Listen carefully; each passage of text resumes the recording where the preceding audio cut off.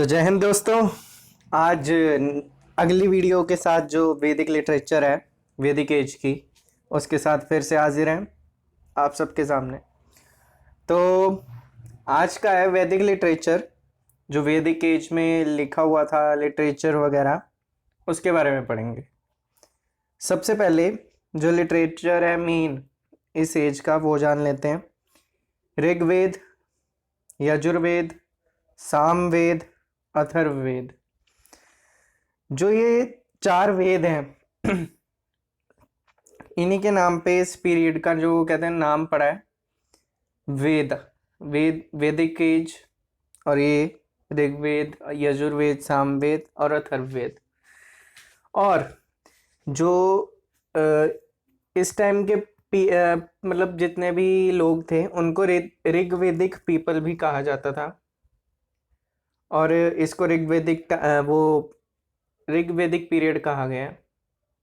जैसे कि आपको बताया था लेटर ऋग्वेदिक पीरियड और अर्ली ऋग्वेदिक पीरियड।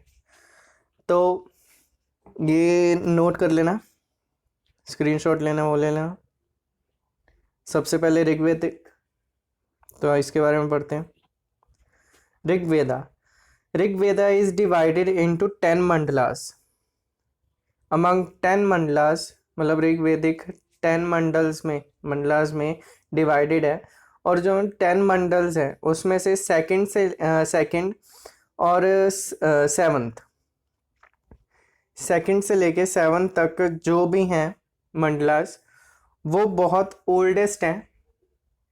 उसके बाद जो फर्स्ट 8th और 10th जो ये मंडलास हैं जो इसमें ऐड किए गए हैं वो बाद में ऐड किए गए हैं। इट इज रिटन बिटवीन जो ऋग्वेदिक है। पहले ये जान लेते, गायत्री मंत्र जो है वो भी ऋग्वेद में लिखा गया है, जो 3rd मंडला है उसमें। उसके बाद it is also known as the oldest testament written and read. इससे पहले लिखे गए थे इंडस वैली के, पर वो अभी तक पढ़े नहीं गए, इसलिए सबसे ओल्डेस्ट टेस्टामेंट जो रिटन और पढ़ा गया और लिखा गया वो ऋग्वेद है। जो ऋग्वेद है, अब जो इन्फॉर्मेशन बोलने जा रहा हूँ प्लीज साथ साथ में नोट कर लेना, ये लिखी नहीं है, यहाँ स्पेस नहीं बचा था तो नोट कर लो साथ साथ में। जो ऋग्वेदिक है वो 1500 BC से लेके 1000 BC के बीच में लिखी गई है। और इसमें 1028 हाइम्स हैं जो लिखे हुए हैं। उसके बाद जो मतलब मेन है, the Rigvedas was written when the Aryans were still in Punjab. मतलब जो पंजाब में थे आर्यंस तब ऋग्वेद लिखे गए थे। तो एक बार फिर से पढ़ लेते हैं। Rigveda is divided into 10 mandalas. Among 10 mandalas, from 2nd to 7th mandalas were the oldest. First, 8th and 10th are added after the time. The Gayatri Mantra is said to be written in its 3rd mandala. It is said to be the oldest testament written and read. The Rigveda is written between 1500 BC to 1000 BC, and it has 1028 hymns written in it, and it was written when Aryans were still in Punjab. तो अब next पे चलते हैं, Yajurveda. It was the book, it is the book where the procedure of devotional and prayer is written. मतलब जैसे भी हम कोई पूजा वगैरह करते हैं तो उसकी जो भी विधि है वो यजुर्वेद में लिखी हुई है। It is ritualistic Veda. It is divided into 2 parts, Shukla Yajurveda और कृष्ण यजुर्वेदा। तो प्लीज नोट कर लीजिए साथ में जो अब बोलने वाला हूँ। जो शुक्ल यजुर्वेदा है उसमें पोट्री का बताया हुआ है, और जो कृष्ण यजुर्वेद है उसमें भी पोएट्री का बताया है। पोएट्री के बाद कथक और ये ज़्यादा जो डांस फॉर्म्स के बारे में बताया हुआ है। अगला मतलब पहले ये देख लेते हैं। It is the book where procedure of devotional and prayer procedure is written. It is the ritualistic Veda. It is divided into 2 parts, Shukla Yajurveda and Krishna Yajurveda. Shukla Yajurveda में पोएट्री के बारे में बताया है और जो कृष्ण यजुर्वेदा है इसमें पोएट्री के बारे में बताया, कथक के बारे में बताया। तो next Samaveda. The word Sama is derived from the word समान विच मीन्स म्यूजिक। जो सामवेद में सामा है वो समान से डिराइव किया गया था जिसका मतलब था music. It has 1875 shlokas out of which except 75 shlokas all others are taken from Rigveda. मतलब इसमें 1875 श्लोकास हैं, उसमें से जो 75 श्लोकास लिखे हैं वो सिर्फ सामवेदा में है, अपने हैं। बाकी जितने जो बचे हैं वो सारे ऋग्वेदा में से उठाए गए हैं। The Samveda shows that the Aryans loved music. Samaveda ये दिखाता है कि जो आर्यंस थे वो they were fond of music. उसके बाद the hymns of Samveda were recited by Udgatri, UDGATRI। तो ये नोट कर लो साथ साथ में, एक बार फिर पढ़ते हैं। The word Sama is derived from the word Saman which means music. It has 1875 shlokas out of which except 75 shlokas all others are taken from Rigveda. The Sama Vedas shows that the Aryans love music and the hymns of Samveda were recited by Udgatri. So next, Atharvaveda. Atharvaveda, the text in this book contains charms and spell against the evil and diseases.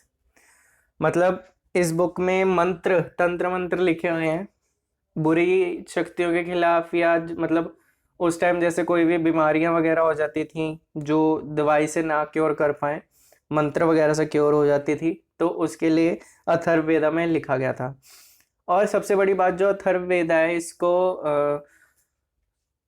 उन जो 3 पहले हमने पढ़े हैं ऋग्वेदा, यजुर्वेदा और सामवेदा में include नहीं किया जाता था, अभी भी नहीं किया जाता। मतलब वेद है पर ओल्डेस्ट नहीं है, ये रिसेंटली लिखा हुआ है। तो इसमें चार्म्स एंड स्पेल्स थे। उसके बाद जो अथर्ववेदा है इज ऑल्सो नोन एज ब्रह्मवेदा। ये साथ साथ में लिख लो, जो अथर्ववेदा है उसको इज ऑल्सो नोन एज ब्रह्मवेदा।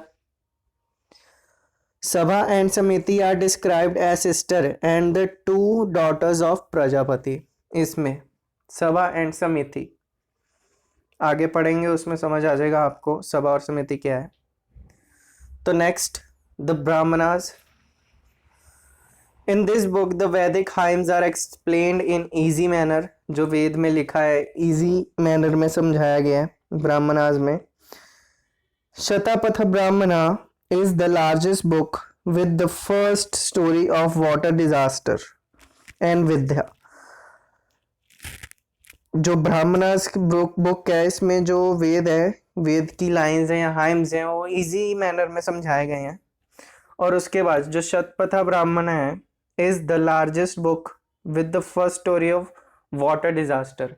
मतलब उस टाइम तक वाटर डिजास्टर था नहीं, पर स्टोरी वाटर डिजास्टर की सबसे पहले ब्राह्मणास में लिखी थी। तो next, the Aranyakas. The Aranyakas, the word Aranya means forest. जो अरण्य वर्ड है उसका मतलब है जंगल। The Aranyakas were the book written for the people in forest and student in forest. मतलब जो लोग जंगलों में रहते थे उनकी लैंग्वेज के अकॉर्डिंग ये लिखी गई थी बुक। इसमें जितनी भी मतलब हाइम्स वगैरह थी उसको उन्हीं की लैंग्वेज में लिखा गया था, और इसको फॉरेस्ट बुक भी कहा जाता था, और ये भी साधुओं ने लिखी थी। तो एक बार फिर पढ़ लेते हैं।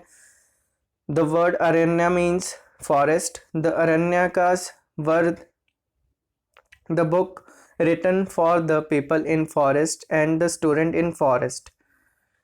It also it was also written for them in their language. The hymns of Ved were explained in their language in this book. It is also written by sages. The Upavedas. उपवेदास मतलब क्या है, जैसे कहते हैं एक पेड़ है तो उनकी टहनी है जो, ऐसी ये है। एक वेद की अलग अलग हैं, आयुर्वेदा जैसे उपवेदास में एक वेद है ऋग्वेदा, उसी में से आयुर्वेदा निकाला गया है। आयुर्वेदा क्या है आप सबको पता ही होगा, मेडिसिन से रिलेटेड है। धनुर्वेदा आर्ट ऑफ वॉरफेयर, यजुर्वेद से लिया गया है। गंधर्व वेदा, गंधर्व माने music, it is also taken from Samaveda. और उसके बाद है शिल्प वेदा जो अथर्ववेदा से लिया गया। तो यही है कि मतलब आगे जैसे वो बोलते हैं ना कि कोई मेन रिवर है उसकी ट्रिब्यूटरीज है, तो ऐसे ही वेदास हैं उनके अलग अलग ये हैं। तो आगे बढ़ते हैं उपनिषद की तरफ। Upanishad acquire the text that contain the knowledge that one gets near the teacher. मतलब उपनिषद एक ऐसा ग्रंथ माना गया है जिसमें ऐसी सीख हैं या ऐसी कथाएं हैं जिसको पढ़कर ऐसा लगता है कि हम अपने टीचर्स से या किसी टीचर्स से लाइफ जीने का एक तरीका सीख रहे हैं। The Upanishads are the mythological stories of the origin and the end of mankind. मतलब ये जो धरती है इसका मतलब जन्म कब हुआ और इसकी खत्म मतलब कब इसका नाश होगा, ये सब बताया गया है। कर्मा, कर्मा मतलब जो हमारे कर्म के अनुसार जो हमें फल वगैरह मिलेगा वो कर्मा हो गया। सोल, आत्मा के बारे में बताया गया। उसके बाद it is also called the Vedanta, जो उपनिषद है, द एंड ऑफ वेदास। उपनिषद को वेदांता कहा गया, the end of Vedas. Satyameva Jayate is extracted from the Upanishad of Mundaka. Mundaka Upanishad से ये जो वर्ड है या लाइन है सत्यमेव जयते, ये एक्सट्रैक्ट किया गया है। तो जो उपनिषद है, उपनिषद ये नोट कर लेना, Upanishads are 108 in number, written from 800 to 500 BC। तो स्क्रीनशॉट वगैरह लेते रहना और जो बोल रहा हूँ मैं बोलता हूँ वो नोट कर लेना। नेक्स्ट वेदांगास। अंगा से तो समझ गए होगे, they are known as angs of Veda. मतलब पार्ट है, शरीर का जैसा पार्ट होता है अंग्स, तो इसे लिम्स ऑफ वेद भी कहा जाता है। They are known as angs of Vedas. Yaska's Nirukta is the oldest linguistic text. और 6 वेदांग्स जो हैं, शिक्षा फोनेटिक्स, कल्प रिचुअल्स, व्याकरण ग्रामर, निर्कुटा एटिमोलॉजी, चंदा मैट्रिक्स, ज्योतिषा एस्ट्रोनॉमी। ये मतलब आगे जो चीज़ें हैं वेद में से ली गई हैं अलग अलग सब्जेक्ट में से। मतलब अगर आपके पास एक पूरी बुक है ऑल सब्जेक्ट्स की जिसमें हिस्ट्री भी दी हुई है, मैथ्स भी दी हुई है या साइंस दी हुई है, तो उसमें से हम साइंस का अलग लिखेंगे और मैथ्स का अलग लिखेंगे। ऐसे ही है, मतलब जो वेद तो पूरे दिए हैं पर उसमें से कईयों ने एस्ट्रोनॉमी का अलग निकाल लिया, चंदा का अलग निकाल लिया, निर्कुटा का अलग निकाल लिया। ऐसे करके जो ये अलग निकाली हुई चीज़ें हैं ये वेदांगास कहलाई जाती हैं, द लिम्स ऑफ वेद्स। तो ठीक है फ्रेंड्स, एक बार जो मैं अभी बोलने जा रहा हूँ नोट कर लो। कल इसकी जो PDF है वो बनाऊंगा, पर नोट कर लो आप ये सब जो बोल रहा हूँ। The Ramayana is the oldest epic ever written. It has 24,000 shlokas.